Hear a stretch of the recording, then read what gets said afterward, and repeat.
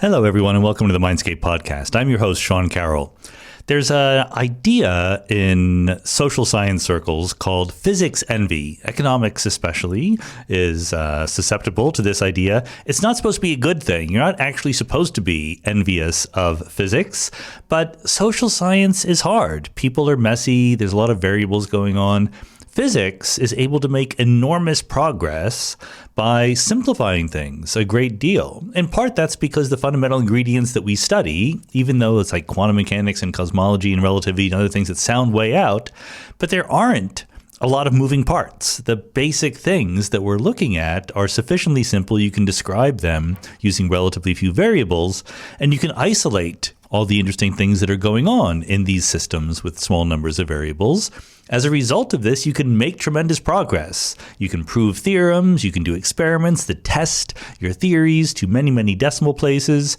It's a lot of fun. Of course, people would be envious of this, but it's a disease, or at least something to be avoided, to therefore try to make your social scientific research too much like physics. When you do social science, you should admit that there are complications there that cannot be abstracted away in the same way that we abstract away air resistance or friction when we're doing physics. Nevertheless, I'm sure that everyone who listens to Mindscape on a regular basis knows, I do think that there are contexts in which physics-like reasoning can be helpful or even interesting in the social science. There can be contexts in which physics type of reasoning and concepts borrowed from physics can be really useful, very interesting in the social scientific contexts. Ideas like equilibrium, ideas of emergence in general, ideas of what is collective behavior like when it arises from the sort of mindless, non-directed interaction of many small things. These are things that physicists think about all the time and are very, very relevant to the social sciences. So today's guest is Petter Törnberg, who is a professor of computational social science. I promise I didn't know this, but he admits on the podcast that he actually has a physics background, so this makes some sense. But he uses models, agent-based models that we've talked about recently with Don Farmer and others, as ways to study the behavior of social systems. Can you make a little model where the individual pieces are either simple agents that always act in some way, or maybe there's a little bit of stochasticity in there, or maybe they're even very complicated? We'll talk about an example where Petter used LLMs, large language models, to model human interactions in social media landscapes. And then you can ask, what is the robust behavior? Do you get things that we observe in the real world? Do you get polarization? Do you get sort of an accumulation of influence in certain people rather than having it be completely uniform? Is this good or bad? If you intervene in certain ways in a social medium, can you make things better? Is it all the algorithm's fault, or is it just the preferences of the individual actors? All of these kinds of questions can be addressed with this sort of slightly physicsy attitude, but put into a social science context. I don't want to give away too much about Petter's results, but they're not great. They're not very encouraging for those of us who want social media to work. There are certain natural dynamics that seem to come up that drive things in a bad direction, that drive polarization and echo chambers and things like that. It doesn't matter whether we like it or not if that's what happens. Knowing how it happens and that it happens under certain circumstances hopefully will be helpful in making social media or information ecosystems in general more functioning for the purposes of democracy, but also for the purposes of just learning fun new things and having a good time and being good human beings, in connecting with our peeps in various different ways and building connections that otherwise wouldn't have been possible. So we want to keep the good aspects of these wonderful technologies without being subject to the bad aspects. And I think this kind of study helps us figure out how to do this. So let's go.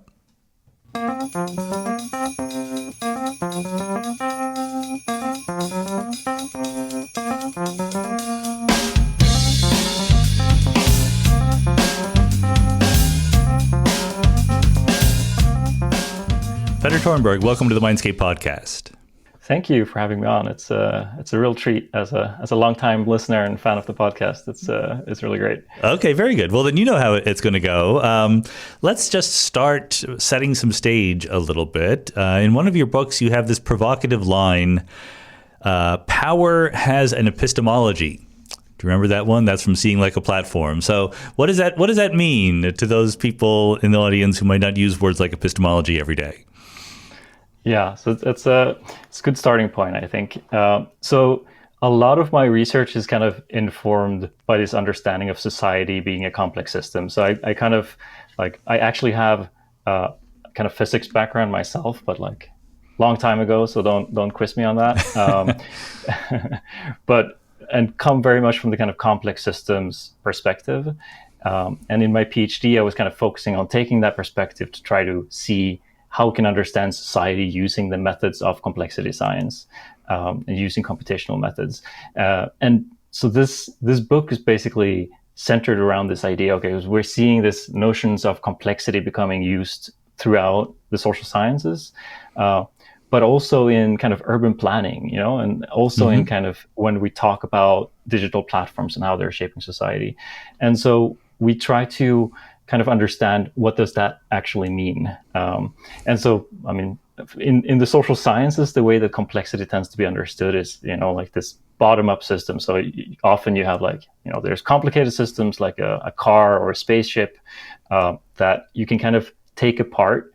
You can decompose them. You have like an engine, and it's quite easy to figure out how they fit together. And you can kind of understand the system by taking it apart. But then on the other hand, on the other side of the kind of this line, you have complex systems. So like ant colonies or flocks of birds or whatever. And these systems, you if you take them apart, like you take out an individual ant from an ant colony, you can observe its behavior as much as you want, but it won't tell you very much about how an ant colony functions, because the kind of intelligence of the ant colony emerges through the interaction of a lot of ants, right? Right. And so the book kind of stems from the observation that we've shifted to more and more talking about society through this complex lens, and that it is kind of intertwined with this notion of new forms of democracy, because obviously a lot of those ideas come from your field, from physics and from computer science.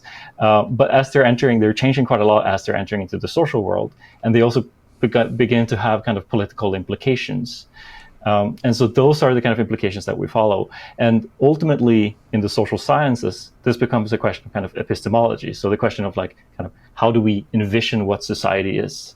And we went from, in the 60s, and in what we as social scientists refer to as Fordism or industrial modernity, where we tended to see society as a machine, as a complicated system. So basically, that way of seeing and way of understanding society stemmed, we argue, from a society built on large industry, large mass production, and it led to kind of a mass society. And it led to the kind of ambition of we can design, we can plan society, we can build it as if we were building a machine. So this is Fordism, as in Henry Ford and his assembly lines.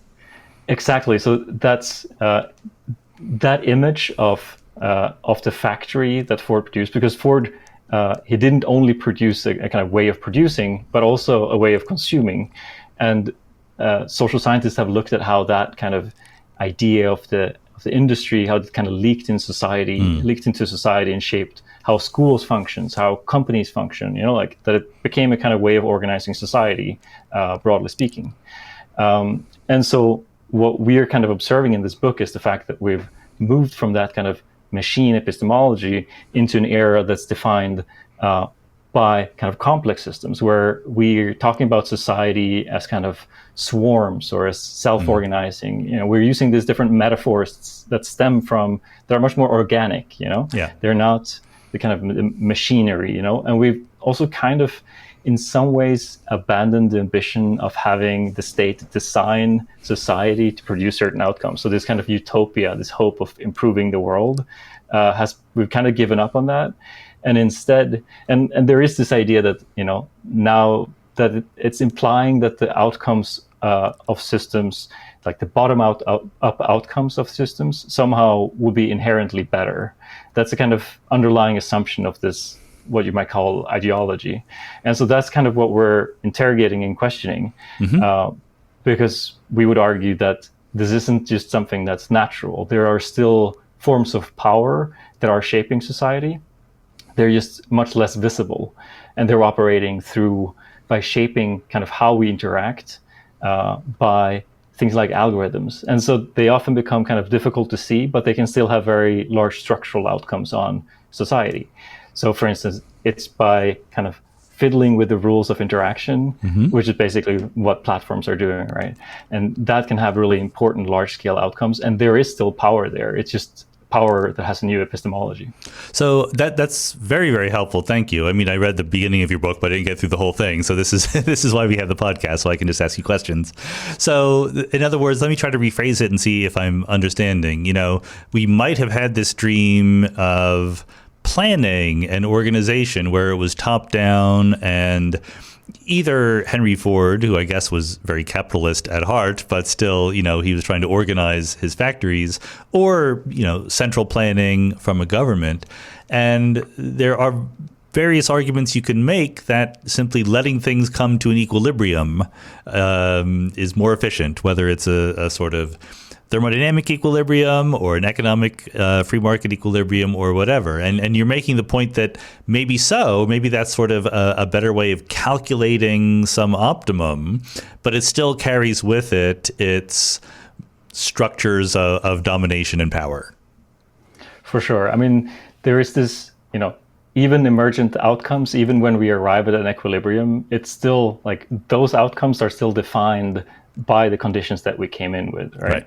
And so, I mean, it's like these arguments that you sometimes hear from certain parts of academia, where it's they build some model of the economy and they find that certain people become very poor, or like a large majority become very poor, and certain people become very rich, and they say, well, it's an inevitable outcome of this system. We shouldn't try to change it.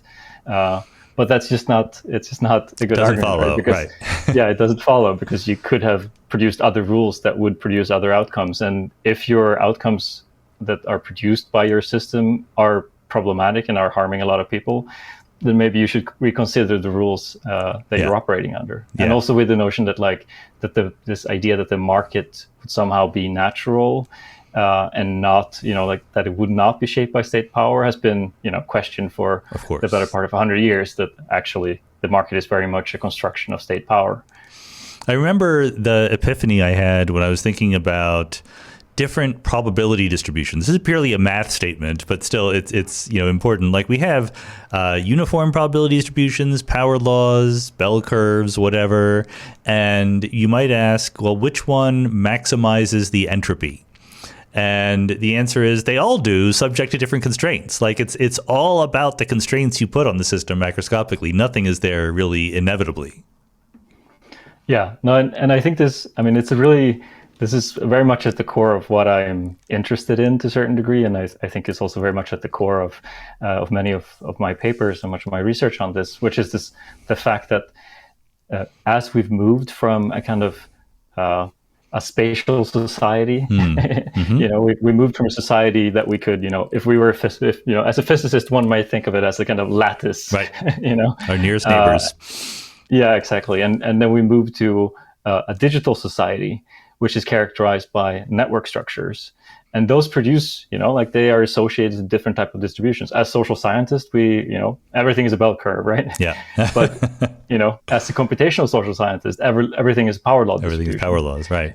And that's not just like a question of how we study these systems and what assumptions we need to make. It's also, that certain people, when we have digital network structures, become very powerful. And most people are, powerless, and they don't get attention, and they don't get resources that are important. And, that is profoundly problematic for society. And they are attributes of these networks or the structures.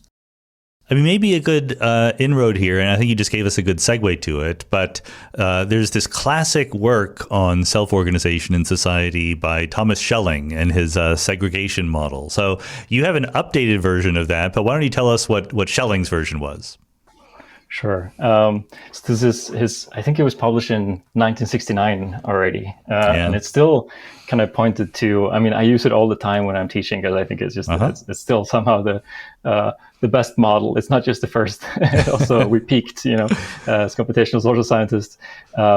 And so basically, Schelling was kind of, I think this backstory is that he was like walking through his cafeteria in the university and was looking around and he saw like, it's weird that, all the, geographers are sitting in one table and sociologists are in another table. And like, then he was like, yeah, and the same thing with the city. And he was trying to figure out like, why is segregation such a common outcome across systems?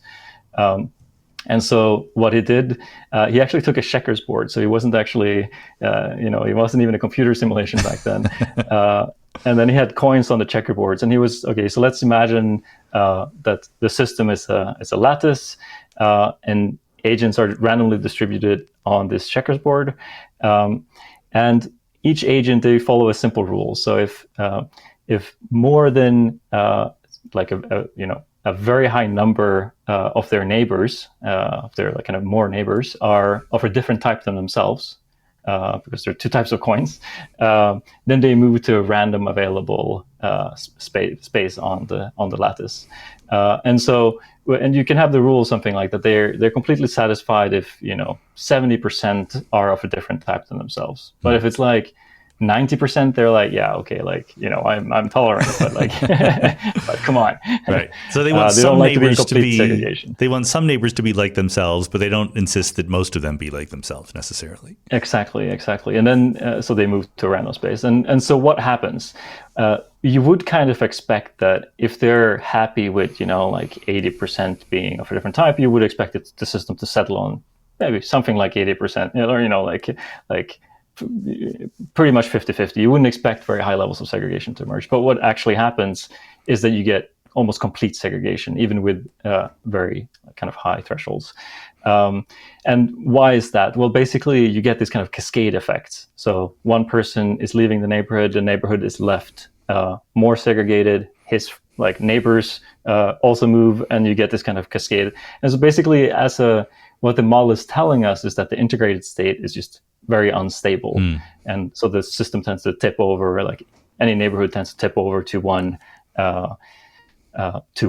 color or the other. And so to me, it's always been my favorite model. Yeah. And to me, that's seemed to tell us something also about the digital world. So I was interested in can we generalize this to other type of interaction structures that are non-spatial?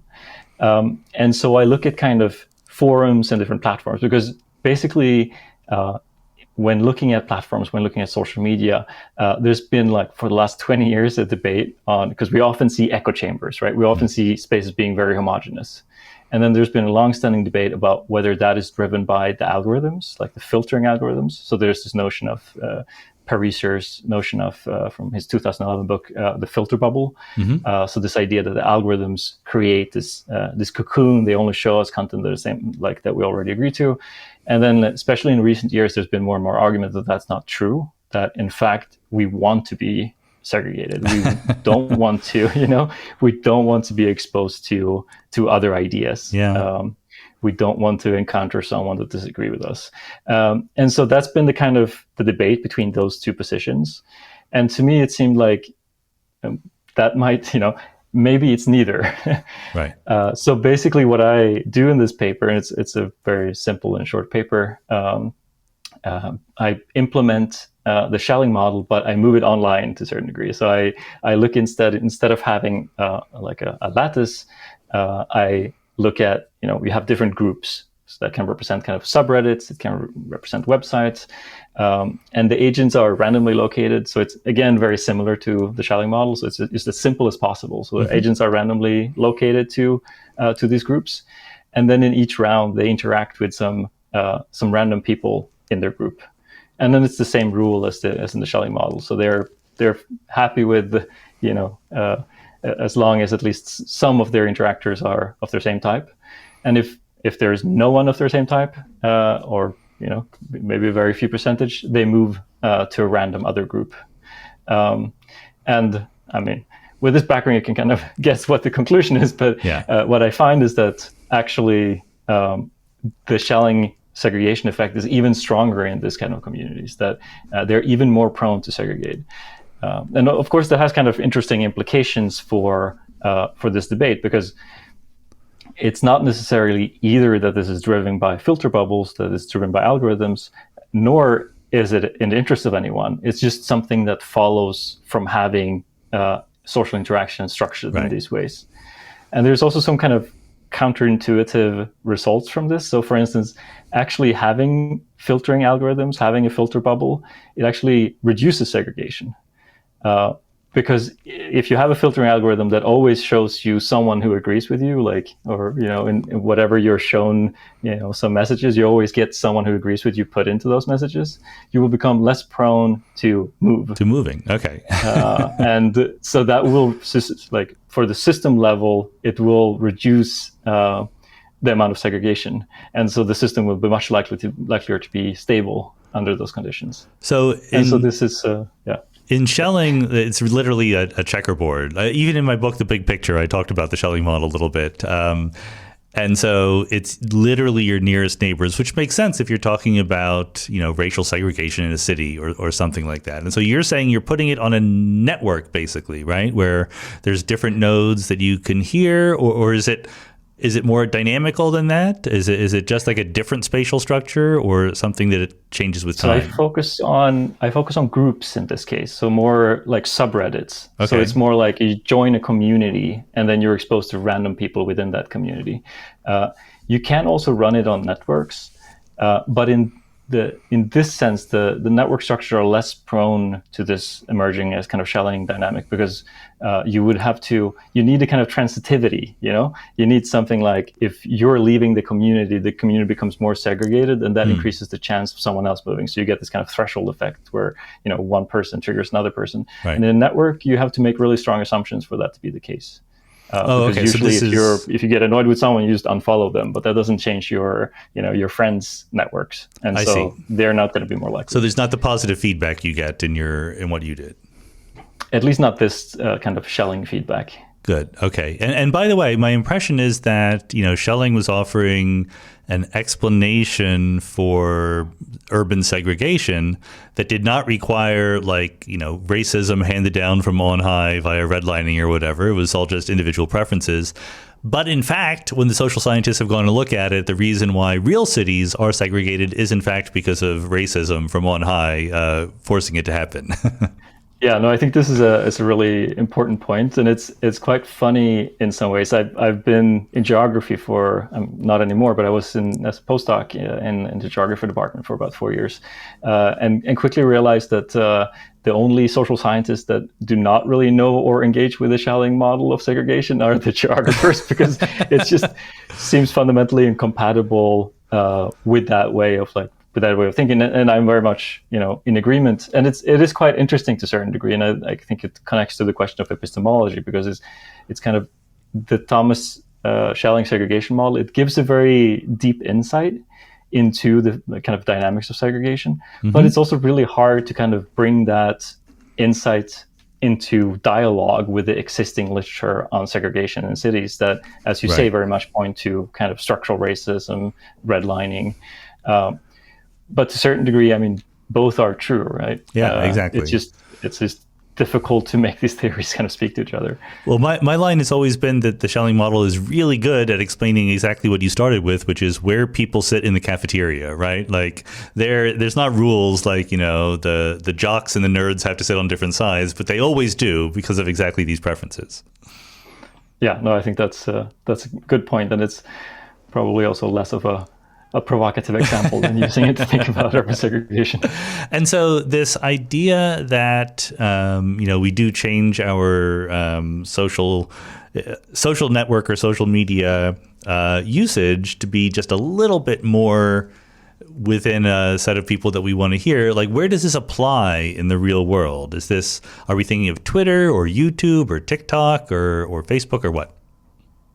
Yeah, so this has basically been a long debate in the social sciences, this kind of question of how pervasive echo chambers are or not.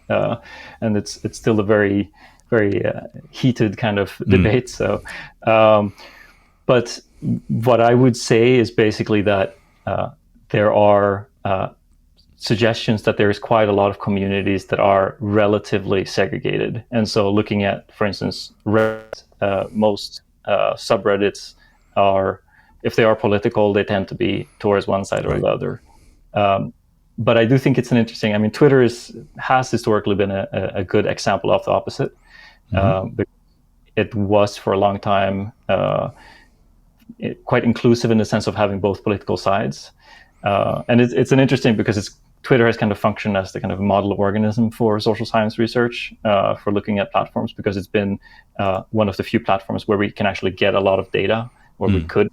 And so, I mean, a lot of kind of computational social science research has looked at Twitter and used it as a kind of way of speaking about social media. I would say that Twitter is like, it was a very different platform from everything else, because it actually had all political sides, and it was characterized much more by kind of conflictual debate. But if you look at kind of smaller communities, they do tend to be much more segregated in terms of opinion. And that can be a problem in the sense that if, political theorists, when they talk about what conditions need to be fulfilled for us to have a kind of functioning political discourse, functioning deliberation, one of those conditions are that we need to have kind of diversity of opinions. We can't just have like political side, which is, I mean, pretty obvious, I guess. I guess I was going to ask a question about that.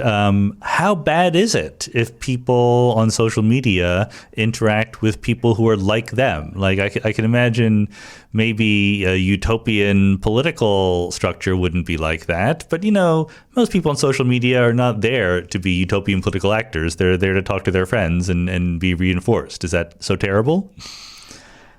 So, I mean, I would say that I think in a lot of cases it can be even very beneficial. I mean, in some way, one of the ways that social media transformed society, one of the key ways, was this possibility that we couldn't connect with anyone from all over the world. And so for a lot of communities, especially minorities, if you're LGBT and you grow up in a small village somewhere and you don't have anyone to connect to, it's been shown that it's very beneficial for your mental health and for your experience, for your lived experience. At the same time, the way that it affects politics is not always as beneficial, right?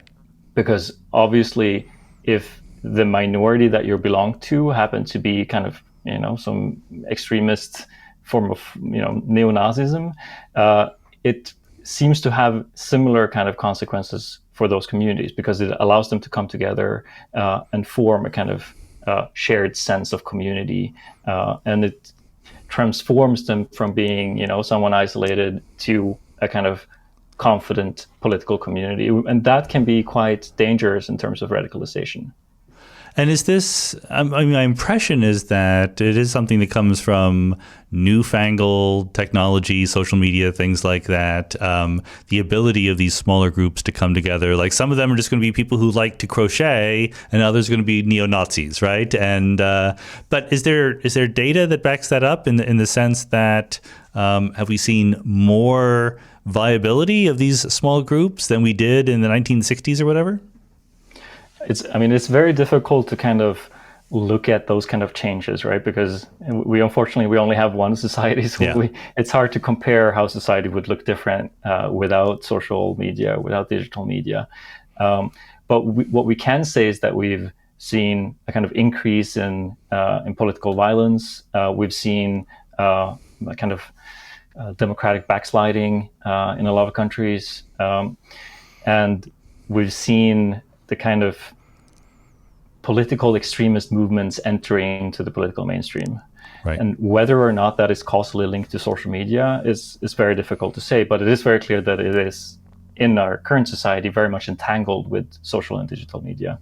And I've looked, so in my previous book, Intimate Communities of Hate, we look at one of these online communities, and basically we try to answer this question by going in depth and looking at the Stormfront community, which is it's a very old kind of Nazi community in the US. Right. They predate social media, right? Yeah, so basically it goes back to like 95. Okay. And the nice thing about it is that you like all of the data, all of the conversations over this, long period of time is all available online. If you're able to scrape it and bypass their various securities from preventing you from scraping it. So we have all of the data and all of the conversations over this 20 plus year period, and so that allows us to kind of look at how the users are changed by interacting with this community. So we can kind of use natural language processing and various forms of text analysis and kind of see of how individuals, when they interact in this community, how does it change their language and different markers of like how they perceive themselves and so on. And the kind of image that we come out with is much more, it's a very much a kind of a question of a community formation, of changing identity and so on. And so just an example, we can kind of see how when they first come in, they use I and my and speak of themselves. But then over time, they start saying we or SF, for Stormfront, because they start, that's kind of a marker of them starting to think of themselves as part of a collective and as part of something larger.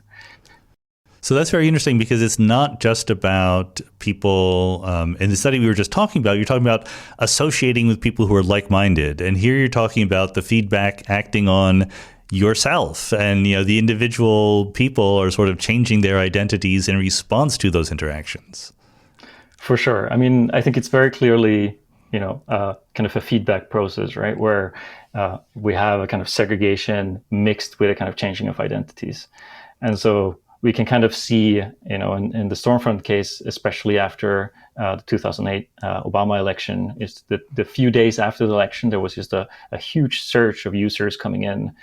So new people joining and looking at what they're saying, we can see this kind of emotional kind of confusion and anxiety. And they're trying to, they somehow feel confused about this world that they're living in, where, a Black person who's like articulate, can become president. Yeah. And what does that mean for their self-identity, and like how can they make sense of this? And then the community function is kind of emotional talk therapy that allows them to find new narratives and kind of resolve this emotional anxiety and turn it into kind of from something passive like anxiety to something active like anger or outrage. Right. And they come out with these narratives about there's absurd narratives about the Jews and like the whites are the superior race. It was just was whatever that happened, and so it's very much a kind of process that is on the level of like identity and emotion and kind of self-narratives.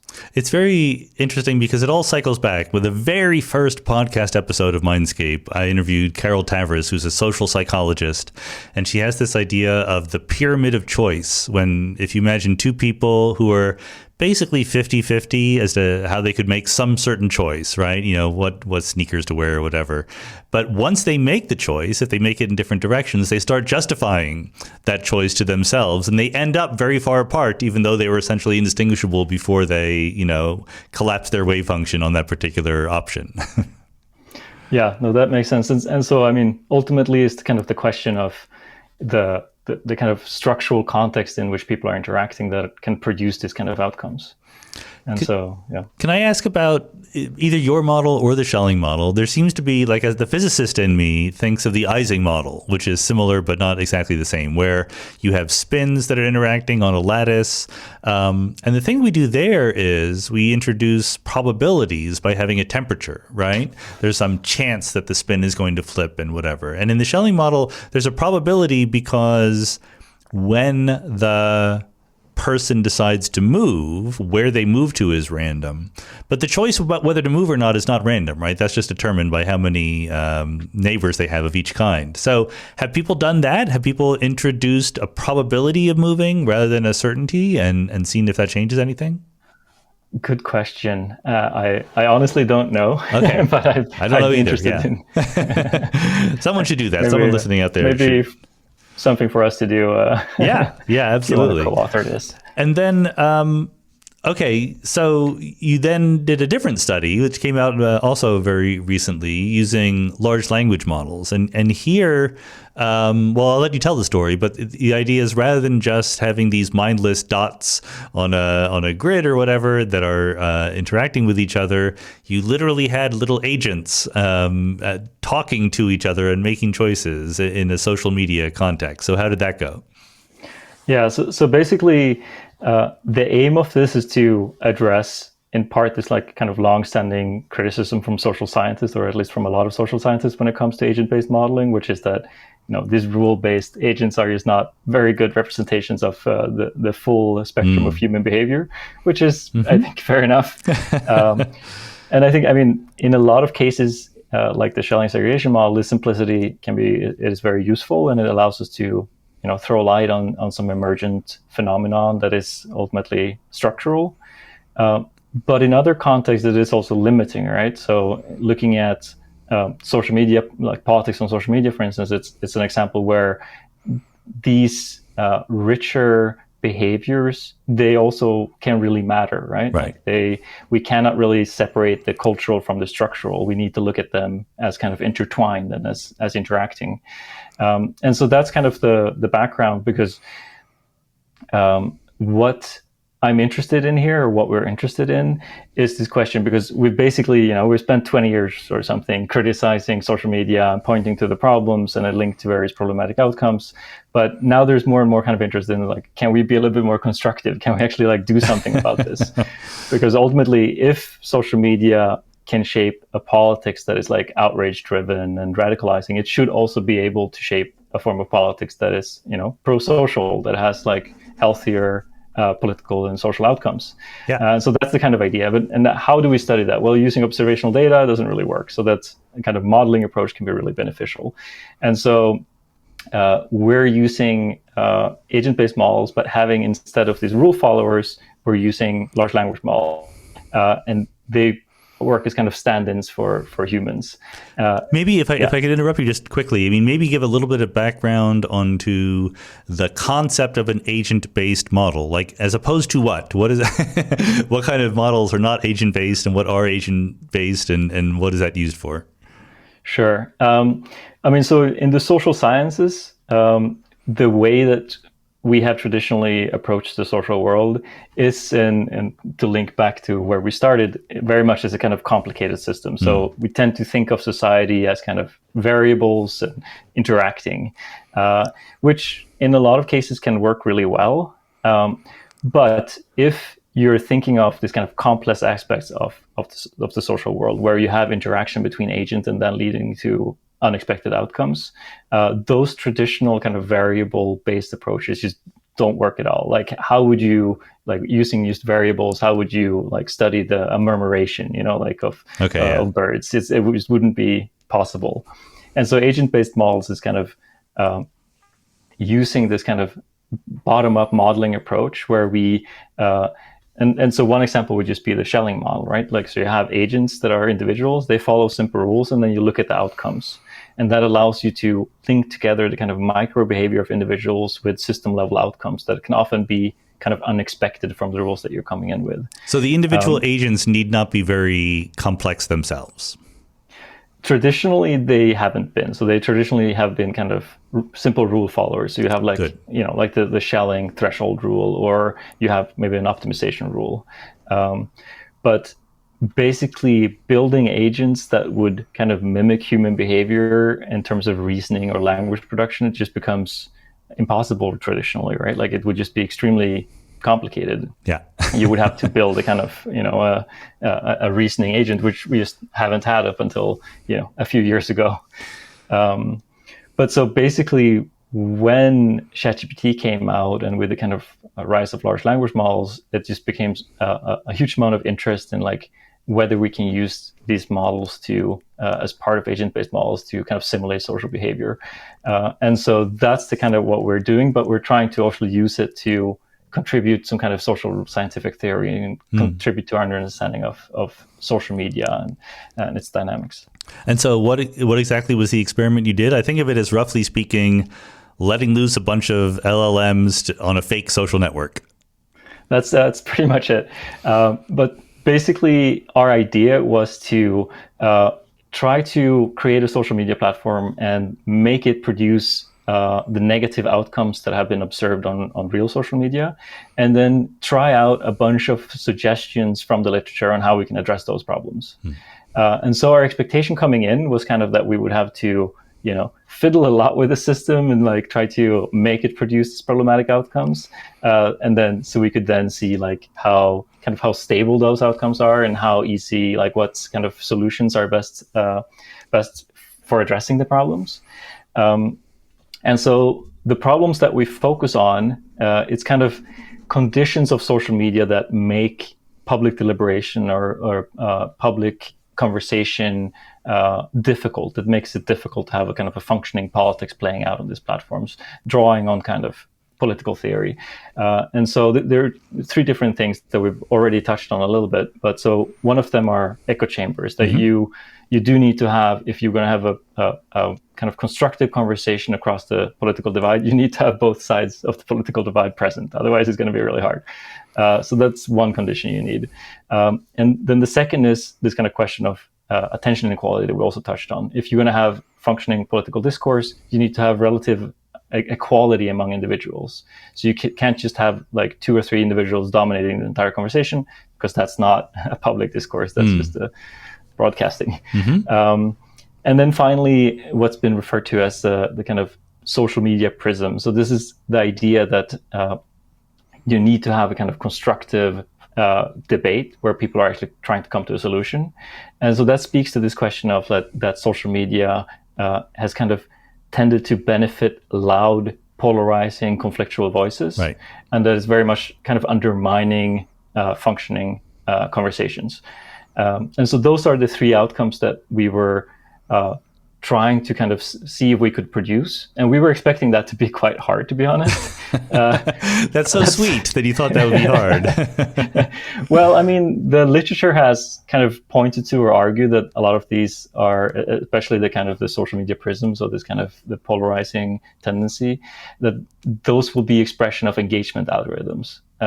And so that they would be like the expression of social media identifying the most outrageous things that are being said, and then shove it in your face to kind of make you upset and increase the probability that you will comment or engage with the post. So the sort of 2 alternatives that we're trying to test here are, one is that when you get these echo chambers and polarization and things like that, it's the algorithm's fault or the platform's fault, versus this is just human nature. Well, so I'm not sure if I would put that as the context, really, because it's also like in this study we don't, I was honestly just kind of assuming that it was from the algorithms, at least, that it's not just something that would emerge from human behavior. Right.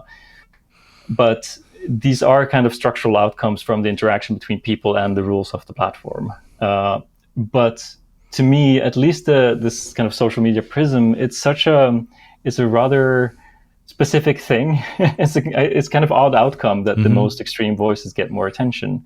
And so I was expecting that to be, and I've written about this before, arguing that it's the kind of what I've called the trigger bubble. So, it's not the filter bubble, but the trigger bubble. It's the social media algorithm trying to trigger you, make you upset, in order to make you engage. But because that's how the platforms ultimately make money. They make you that's what we've all heard. Post YouTube something, they draw information, they figure out who you are, and they sell ads. And so that was kind of my expectation. And basically what we started with was just building the most bare bones platform we could imagine, which is just the agents. So I should say also that the agents, their personalities are, we take the ANES, so the American National Election Survey, which has very detailed information about U.S. citizens, including their politics and if they like to go fishing, we have a very detailed information. And basically we turn that into a description for persona. because Okay. LLMs, they really love to impersonate people. You can ask it to explain your microwave in the voice of Shakespeare, and it will do an excellent job. So just to be clear, so the LLMs that you let loose on the social media, they weren't all Adam and Eve. They weren't all tabula rasa from the start. You gave them a backstory. Exactly. Each so one. and the point here isn't necessarily that we want them to be completely realistic encapsulations of this particular individual that they're enacting. We just want to have kind of a diversity and want to capture a little bit of that cultural richness. And so. Then they are allowed to interact on this platform, and the platform is very simple. So basically, they can look at they see the most recent news, a random selection of news from the specific day that we're simulating, and then they can choose to post about these news, and they can just write a post about whatever based on it, or they see the timeline and they can choose to repost what someone else has written, someone that they follow. And they can also see, based on the post that they see, they can choose to follow someone that shows up in their feed. And if they follow someone, they kind of go into their timeline, they see a little presentation about them, and then they see their most recent posts. Wow. Okay. And can they unfollow people too? No, we don't have unfollowing. It's really a bare bones. Okay, but there is some ability they can choose to follow someone or not. Exactly. And so what we're looking at the outcomes here is the network structure that emerges through this interaction. Yeah. Okay. Because we want to have simple, measurable things, and we don't want to just look at how they're talking or something that's like an immediate outcome of the large language model. We want to have something that's more an expression of the structure of the platform. And network structures are interesting in the sense that they are very much kind of emergent, and they are produced through their structural outcomes. And so that's what we're focusing on. And so we're trying to identify these three attributes. And to our surprise, we didn't actually need to do anything more than provide this bare bone platform. And we got these three features that are that widely considered the problematic aspects of social media. But I should say that doesn't mean that engagement algorithms aren't problematic. That doesn't mean that it might still be that they're making matters worse. But it does imply that removing them will not completely solve the problem. So how many users did your social network have? We ran it with 500 users. 500, okay. Which it's a little bit of a limitation with the approach, is that it is quite expensive compared to running a conventional agent-based model. Right. And conventional agent-based models have always been criticized for being very expensive to run computationally. So it is kind of a weakness of this approach. And you said that the bad outcomes happened. Reminded us what the bad outcomes were? There's a list. Yeah. So basically, you get echo chambers. So Democrats and Republicans end up not following each other. They're just talking to themselves. You get high levels of inequality, basically power law distributions of attention. So a few users kind of dominate the entire discourse. And then finally, you get what Chris Bale has called the social media prism, which is that the more polarized, more extreme users tend to have more attention on the platform. Okay. And is there, it's very, very tempting to speak anthropomorphically about LLMs, right? And to ask about their motivations or something like that. But of course, that's, illegitimate. They're just faking that. They don't really have motivations. But what is the right way of phrasing the answer to the question, why does an LLM want to follow people on its own political side of the spectrum? So where these outcomes are kind of stemming from, I think it's a little bit different outcomes each one. But so, for instance, that we get the power law distribution, that we get very unequal distribution of attention. That's kind of stems from preferential attachment, right? That the probability of you getting a follower is proportional to how many followers you already have. So that I wasn't so surprised to a certain degree that emerged, because it is a well-known feature of network, as I already mentioned earlier. But the other kind of dynamic that we identify that we haven't really seen studied before, because you do kind of need to have this kind of special large language model network combination to be able to study it, which is the fact that basically, we know that retweets, people or repost or sharing, is very affective. It's very emotional. It's very much reactive. So we see something that we're upset about or that we're really emotionally reacting to, and those are the types of things that we tend to share. And that and that is well known, and it's been kind of argued that that shapes the content that we see on social media. But what we're adding to that is that it's not only shaping what kind of content you see, but it's also shaping the kind of construction, the gradual formation of the network structure. And so you have a kind of feedback effect between what is shared, which is very much emotional, and who you follow, and that is what's creating this kind of dynamic where more polarized users tend to have more followers and get more attention, because it is the kind of sharing is part of this kind of feedback process.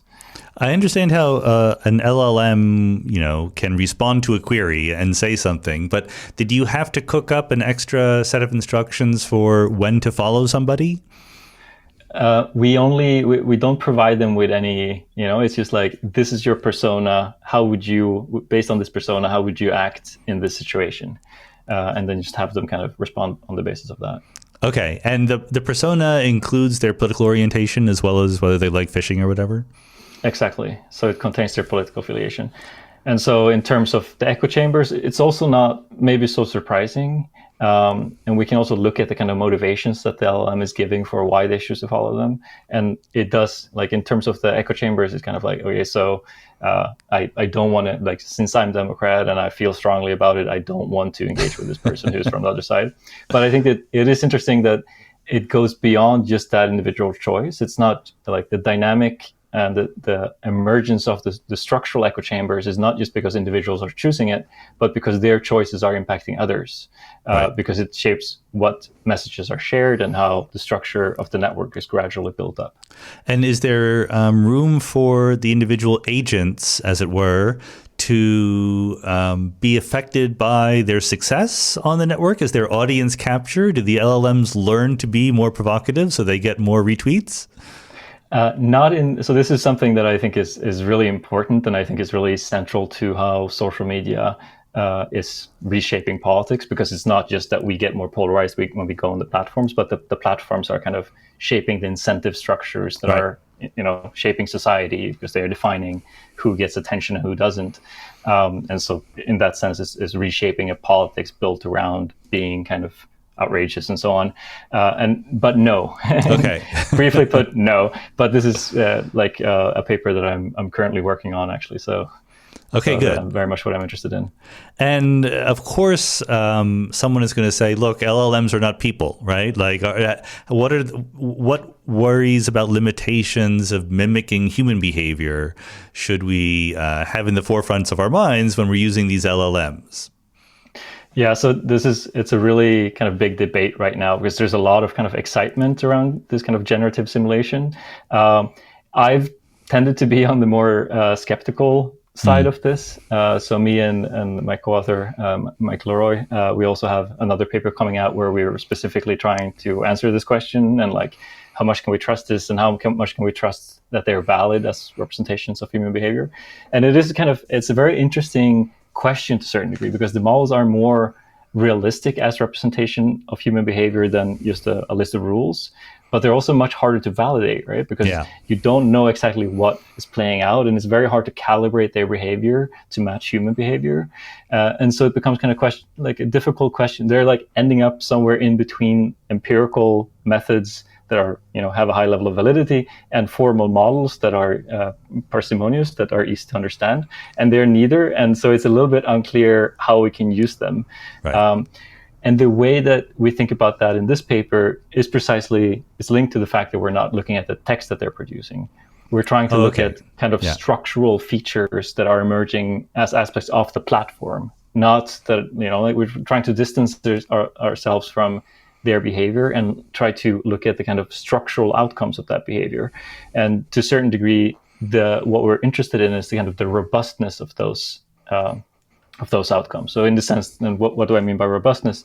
Well, basically similar to the Schelling segregation model, you can basically It's the kind of joke among modelers that whenever you build a geographical model that has, any type of lattice in it, you always get the Schelling segregation effect, because Right. it's just such a stable outcome, and you have to really work hard to study any other effect.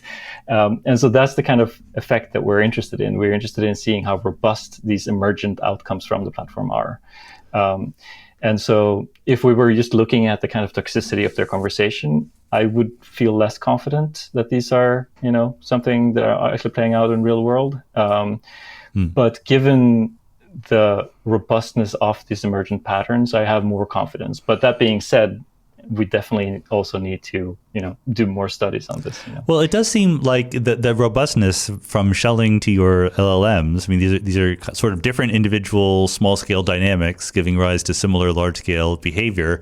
It sounds like there should be a theorem, like the second law of thermodynamics, but about polarization or segregation or something like that being the state with lowest free energy. I don't know what to call it, but are there theorems like that in the statistical mechanics of social media? So there are people doing these much more, physicist approaches, kind of opinion dynamics. I have a colleague here who's basically doing Ising models, wrapped into Ising models in order to understand social media. My approach tends to be a little bit more based on empirical data and Modeling, trying to be closer to the system. So I think it generally is hard to find, unfortunately, these kind of laws in the social world, because it is such an open system. And I mean, linking back to the question of whether society is a complex system or a complicated system, I would argue that it's neither, or it's both to a certain degree. And one of the features of polarization that is a little bit weird to me in the United States is how even it is. Like, we've essentially always in the history of the USA had two political parties with roughly 50% representation each. It never goes to like 70-30 or anything like that. That's not something you can test in your model, right? I mean, you basically baked into your initial conditions how many Democrats there were and how many Republicans. Yeah, no, so this is not something I would capture in this model.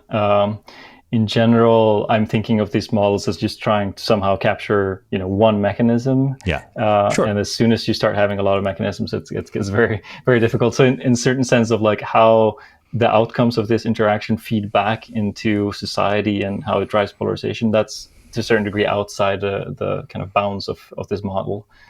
So you said that you were tracking like the statistical results, not the individual words that the LLMs were putting into their posts or whatever. But do you know that those backstories you gave them, like, this person lives in Boston, they enjoy theater or whatever, did that matter? Did that affect how they sorted or polarized or succeeded in the social media game? I mean, to a certain degree, yes, because if I wouldn't have given them any sense of if they were Democrats or Republicans, they wouldn't be able to act as that, and you wouldn't, trigger this kind of feedback effect. But if it matters that they know if they go fishing or not, that probably doesn't matter. Well, I don't know. I mean, I would be curious to know. I think of that more as a kind of a little bit of noise or a little bit of perturbation to make them not only act on the basis of their political personality, but that there's also like, okay, so this, he likes fishing, he's talking about fishing. I like fishing. I'm going to follow him.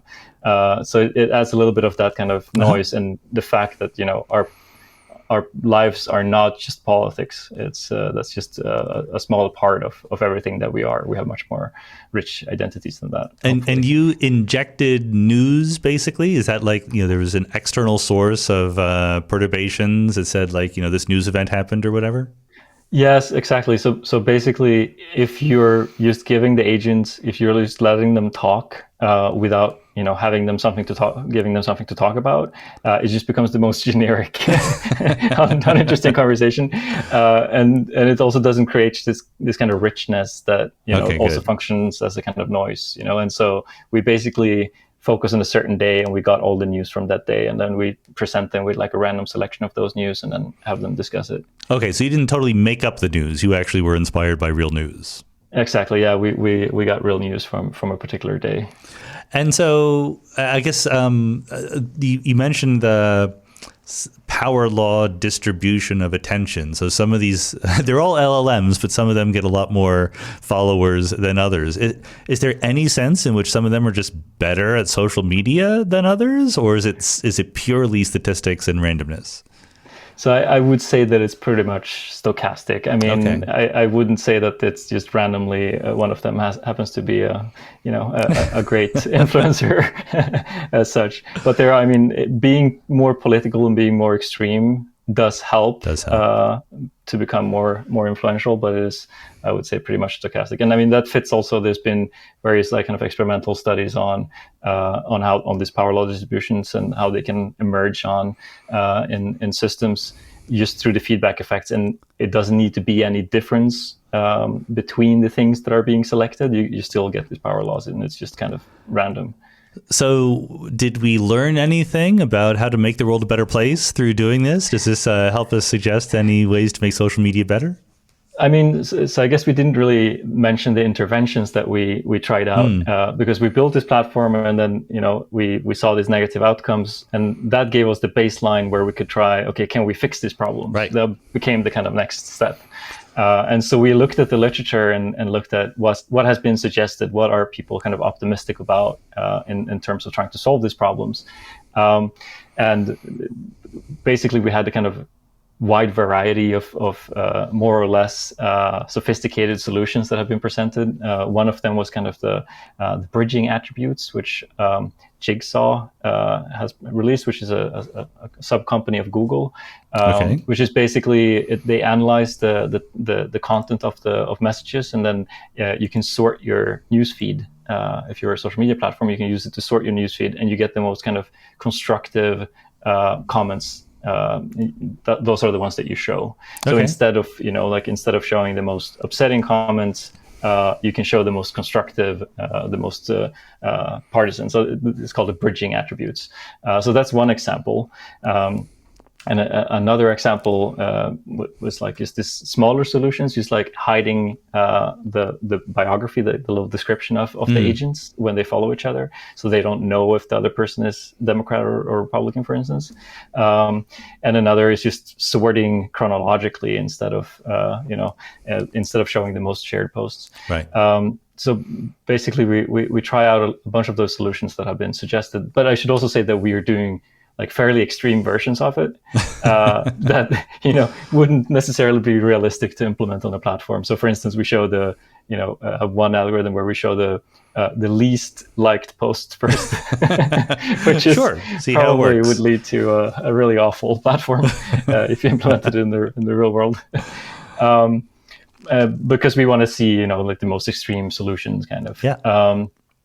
But unfortunately, none of these solutions really fix the problems that we're observing, and some of them actually make matters worse. So, for instance, the chronological timeline actually leads to more of a social media prism, where you get more extreme users get even more attention, and so it seems what we take from this is that this kind of emergent phenomena seems to be very kind of rigorous to perturbations. That it basically a little bit like the Schelling segregation effect. It's a very robust emergent phenomenon.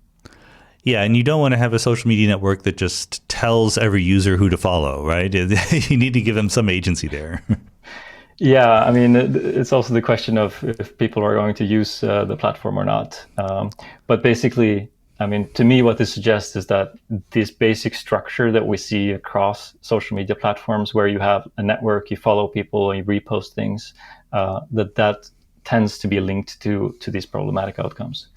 Well, I guess that's where I was going to go. You already sort of said this is hard to study, but is it something truly new, these social media things? Like, we used to be happy just getting the conventional news on one of the 3 network stations on TV, and now we have a lot more variety in what we can listen in on. But has this had a big effect? Has it really, like, you can see that it has an effect, but I guess how much of our current political mess can we be tracing to this? I know it's a hard question to answer. Yeah, I mean, it's ultimately, impossible to know, and to a certain degree, it's also a bit tricky treating social media as something that's like external to society and that happened to society, because to me, that social media is structured the way it is. It's very much an expression of, coming back to Fordism, the kind of transition from an industrial society to a post-Fordist society, where the focus of capital is advertising and figuring out information about you, that it was not, catering to a mass market where, everyone, you're selling the same product to everyone, but that you're really trying to not only identify consumer niches, but even create consumer niches. Yeah. And that basic fact of how the companies make money, the business model underlying social media and the internet, that has very much shaped what social media has become. Of course, it's also feeding back, but it's very difficult to say how social media would be different if it wasn't that context. Well, I guess it's the feeding back I was going to mention very briefly. Like, it's not just that you have social media in addition to mainstream media, but the social media affects the mainstream media. They want those clicks too. Yeah, exactly. I mean, I think this is something that people often mention as like, okay, but we can just, I can just stop using social media and I won't be affected by these negative consequences. But of course, that's not the case, right? Because social media is, as I mentioned, it's reshaping our politics, and it's very much reshaping also mainstream media. So a student of mine in a student project in my course last year, for instance, he looked at the New York Times headlines over time, and then measured how clickbaity they are. And basically what he saw was that when social media entered on the scene in like 2010, and so you saw a kind of jump, and you saw that the New York Times also changed how they wrote their headlines. Wow. And I mean, that's just that's one expression of it, but of course it's reshaping, the incentives of attention produced by these platforms are reshaping our politics, our media, and our culture overall. And what does clickbaity mean? Is it a function of sort of giving less information and saying, like, you won't believe what happened next? Yeah, so there's like actually a bunch of kind of features of text that make them more or less clickbaity. But basically, the way he did it was to just look at the databases of clickbait news articles and then non-clickbait news articles, and then train a classifier on it. So I guess a last thing to talk about is, there's polarization. So you had these LLMs, they sorted themselves in a Schelling-like way, etc. Can we say anything about the quality of the information, like the truthfulness versus misinformation? Are social media helping us not just only talk to people like ourselves, but to get it wrong by sharing mis and disinformation? So I would say, I mean, this is not something I'm looking at in this specific model, right? Because in part because the LLMs are under, OpenAI doesn't let them produce misinformation, so you can't really use them to study that. But I have looked at this in the context of using actual social media data, and I mean, what I would say broadly around it is that social media is, by removing the kind of gatekeepers that we used to have from mainstream conventional media, they're also and by creating kind of really strong incentives for gaining attention and shaping the kind of conditions for that, they're really producing conditions where not anchoring what you're saying to truth becomes a kind of beneficial strategy for gaining attention, right? Because it allows you to be kind of outrageous, it allows you to trigger people, and you're not really, constrained by reality in the same way. And of course, that also becomes interconnected with politics. So I had a paper coming out with my co-author, Juliana Schwery, earlier this year, where we look at politicians across countries, and we look at their Twitter posts over a 5-6 year period, and we look at all the examples of when they shared links, and we identify misinformation through that. And so we can link each politician to their likelihood of sharing misinformation, and then we can basically use that for a kind of comparative model So basically a statistical model to identify the conditions when politicians are spreading misinformation. And so this links to this broader question of the link between social media and the spread of misinformation, there's been a big debates around this, especially in the last few years, about whether it's just social media reducing the quality of information overall. Right. And what we argue is basically it's not just that, but that social media becomes intertwined with politics. It becomes intertwined with different political movements. And the result is that certain political movements are emerging, shaped by the interests and incentives of social media in such a way that they use misinformation as a political strategy to gain advantages in political competition. And what we find in that study is basically that it's specifically the radical right, populist parties that are driving this rise of misinformation. So it's not just a social media phenomenon in itself, but it's social media intertwined with politics and political systems. So I'll let you give like a last big picture kind of thought here. Like, am I getting the impression that social media are just bad? That it was a mistake, that their net effect is negative, or can we have some shred of optimism to hold on to? I mean, I think that there are also kind of, to some degree, positive outcomes from it. And like for certain communities can be beneficial. And I mean, to a certain degree, like growing up, I loved the internet. It was great. I grew up on this, in the countryside, on this little island in Sweden, in the middle of nowhere. And like the internet kind of provided a social world for me and allowed me to, connect to ideas and everything. So, and to a certain degree, what I would hope for is also kind of going back to that, innocent era of the 90s, of the internet of the 90s. Like, I was using ICQ, and you had this button where you could click and talk to like a random person anywhere in the world, and I just like loved that. I spent my days like talking to some random person in Arizona, and to a certain degree, I mean, of course, that was like a more innocent time, and maybe if we would try to bring that back, it would, lead to something horrible these days. But I do think that, we could create structures, like we could create platforms and spaces that would actually be, beneficial for us and that would actually be positive. It's just we might need to rethink it in more fundamental ways than just these cosmetic changes to algorithms or designs. All right. That is something, there's homework out there for all the young people. Think about, fundamental changes we can make, because they're not going away. Even if social media are a net bad, they also are good, and we're going to have to live with both of them. So Petter Törnberg, thanks very much for being on the Mindscape podcast. Thank you so much. This was really great.